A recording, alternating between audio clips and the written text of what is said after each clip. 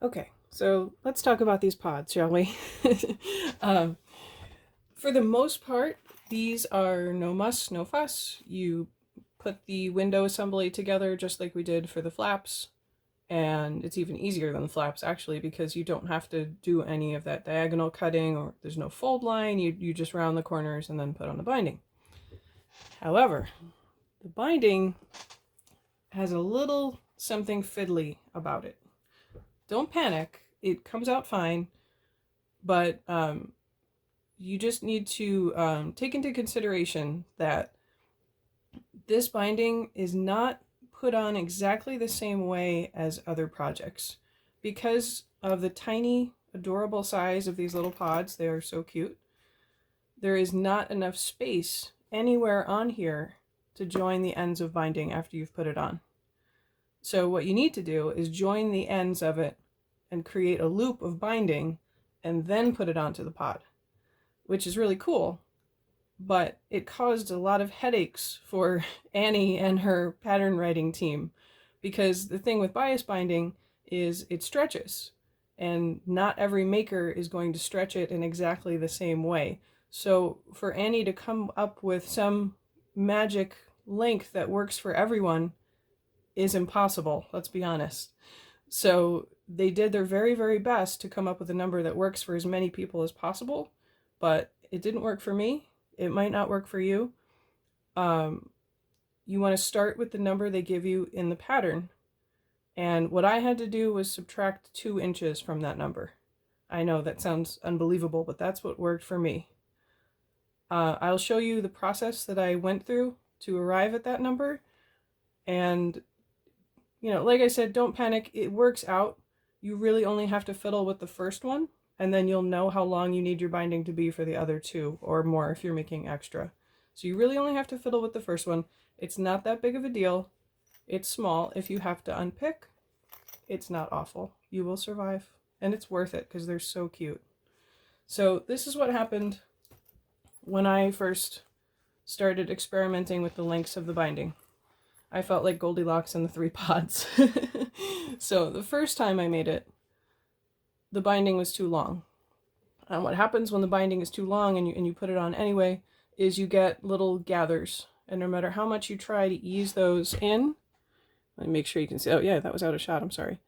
I was sitting down because I haven't had my coffee yet and I'm tired. So if you try to put on binding that's too long, what happens is you get these little gathers and puckers, and no matter how much you try to ease them away, it's never going to fit perfectly. So I will confess to you, I am probably one of the worst, most extreme perfectionists you will ever meet. And I'm trying really, really hard to let go of that because that is not healthy. Okay, so I am trying my darndest to leave this as is. Believe me, when I'm in bed at night, I think about coming down to my sewing room and unpicking this. But I mean, I know a lot of people in the By Any Bag Makers group are perfectionists as well and very hard on themselves. And I think once in a while you need to be reminded to step back and look at what you're doing when you make a bag or a quilt or whatever you like to make. Step back and admire your own work. I mean, this is amazing. Are you looking at this? We make this stuff with our hands. That's like a superpower. So if there's a little pucker in your binding, let it go, Elsa. I mean, this is still beautiful, right? So I'm not going to unpick this. I may have to remind myself every night, don't go down there and unpick that. It looks great. Stop it. But there it is. That's the one that's too long.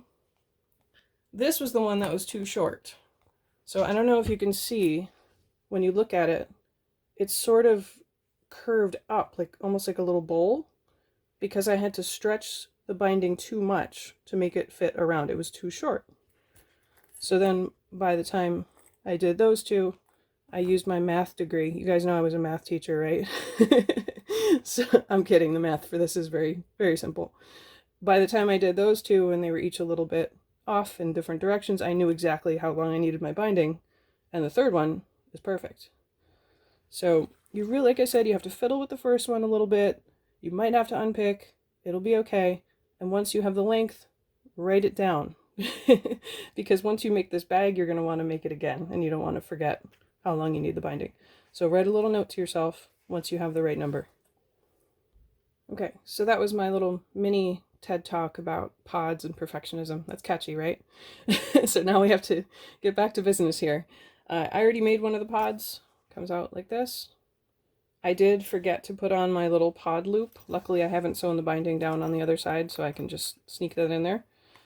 Speaking of the pod loops, I think I forgot to mention when we created these that the pattern tells you exactly what to do, but you need to cut them down into 3 pieces, one for each pod. The pattern tells you the length. You need to cut those 2.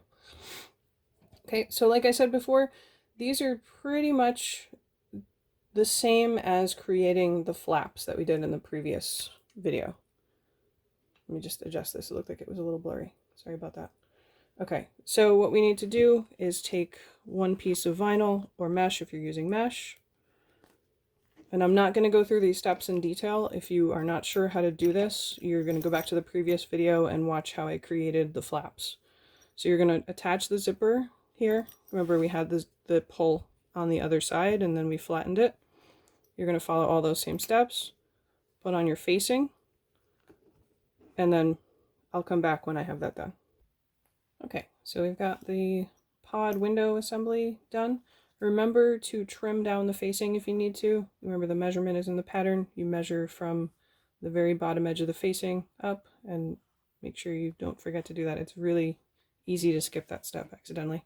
Okay, so once you have that done, just like we did with the flaps, you're going to line up this window assembly with your pod, with whichever fabric you want showing through the window. You need it face up. And you're going to line up the top and the sides. Clip it with Wonder Clips. Stick a Sew Tight magnet in here if you like. And then we're going to start sewing here 1/8 of an inch from the edge, across the top, down the side, across the bottom, back up. Remember to move your zipper slide out of your way and go back to where you started.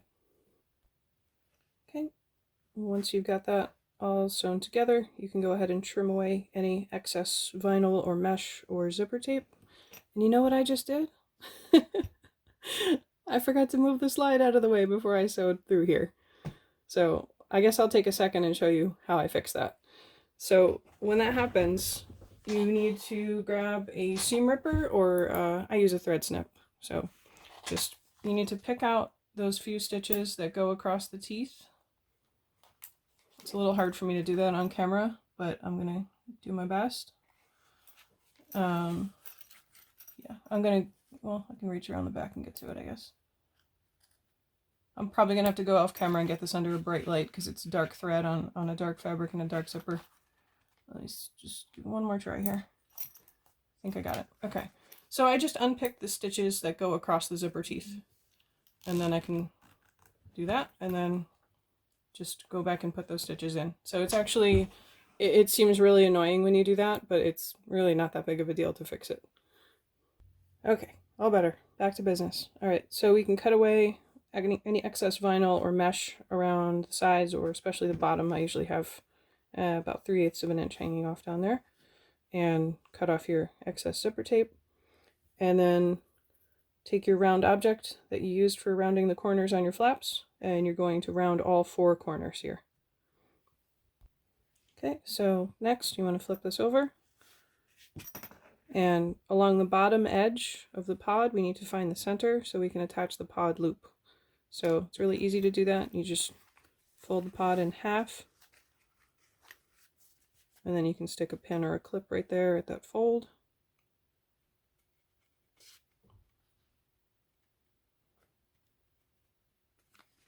Okay, and there you have your center. So on the back, you're going to take the little piece of pod loop. Remember, we made one long piece and then we cut it down into 3 pieces, so we have one for each pod. And you're just going to bend it around like that and place it in the middle. You can stick a couple of pins or Wonder Clips there to hold it. And then you're going to sew it down with 1/8 of an inch seam. I like to go over it 2 times just to secure it there. So this pod loop lets you attach the pods to the bottom strap that's inside the base of the case to hold all your pods in place. Okay, so we have the little pod loop attached. I just can't get over the cuteness of this bag. It just has so many cute little details like that. So we can set that over here, and what we need to do before we attach the binding is we need to join the ends of that piece of binding. So you have a piece of bias binding that you have cut to either the length listed in the pattern, or if you have found a length that works better for you, that's what you have here. I cut the ends straight. The ends are not cut on an angle. I cut them straight. That's just because of the way I join the ends. So the first time I did this, it took me a second to wrap my head around how to join these ends so that I get a loop of fabric folded in half to apply to the pod. So what I did was I folded it, and then I pictured it going around the bag like I would normally attach binding, how I would join it at the end after it's already on the bag. And then I pictured how I open up the left side flat and open up the right side flat. Unfortunately, that's where my binding strips were joined. That's just a little bad luck for me right there. But now I'm going to join the ends by sewing on that diagonal right there and then trimming off the top. Like I said, if you need extra help with binding, Annie has her video, Beautiful Bindings. I also have a couple of binding videos. If you just scroll down a couple of videos on my channel, you'll see those. But you can see how it looks sort of twisted, but once we get it folded in half, it won't be twisted anymore. Okay, so once you get the ends joined, you're going to have this loop of binding. And what you need to do now is fold the whole thing in half with the wrong sides together, which is a teeny tiny bit tricky, but what I find helps is pinning it as I go. So I just match up those raw edges nicely, and then I put a pin every few inches. I just continue matching them up and folding until I get all the way around the loop.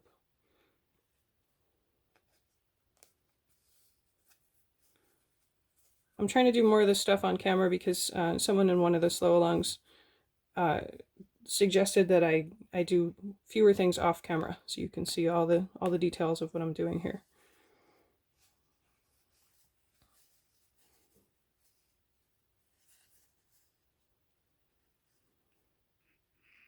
Okay, so I guess I'm putting a pin in every maybe 3 inches, somewhere in there.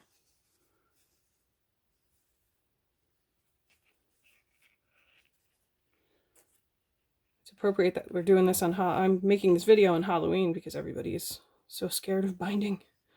It's terrible. It gets less terrible, I promise. The more you do it, it becomes just second nature. It just takes practice. So there we have that. And now what you want to do is line up the raw edge of this with the raw edge of your pod. It doesn't really matter where you start putting it on.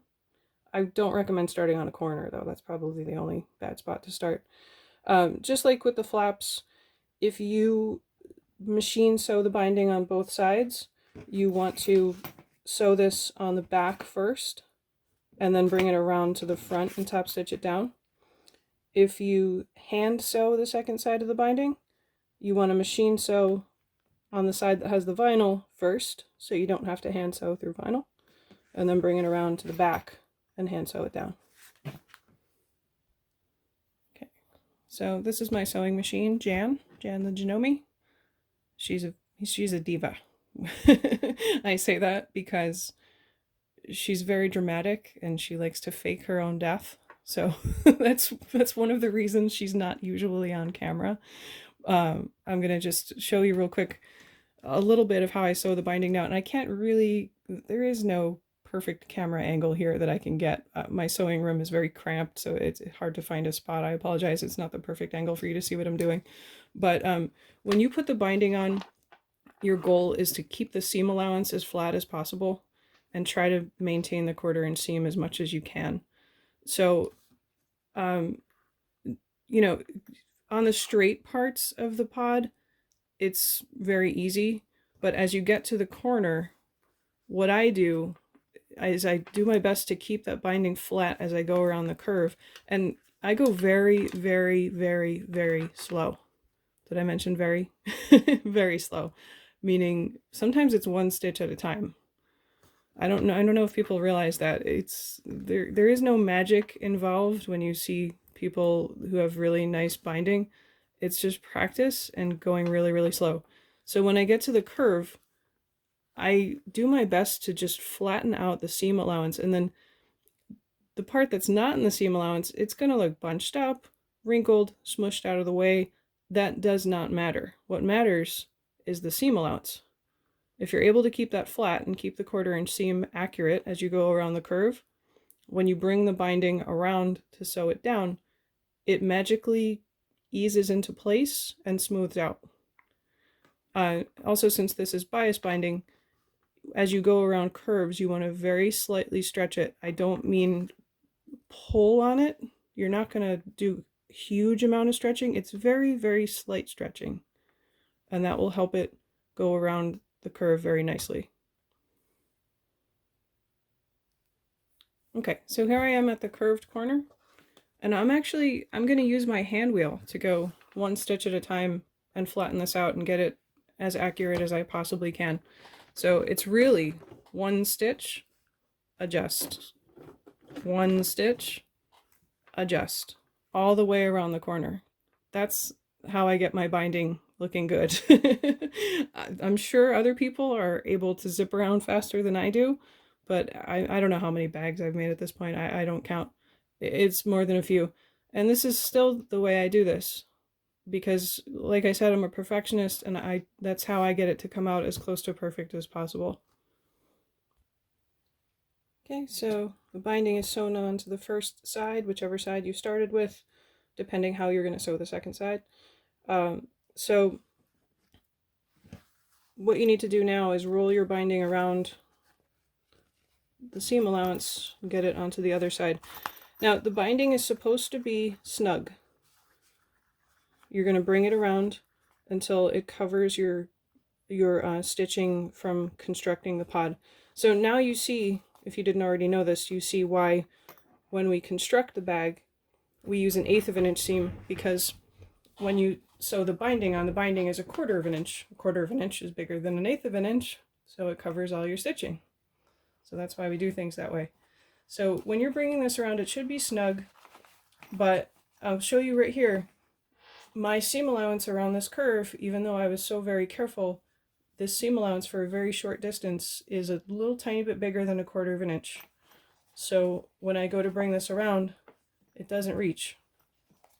So if that happens, you have a few choices of what to do. You can unpick and refine the seam, which is the best choice. But if you don't want to do that, you can trim away a little bit of this.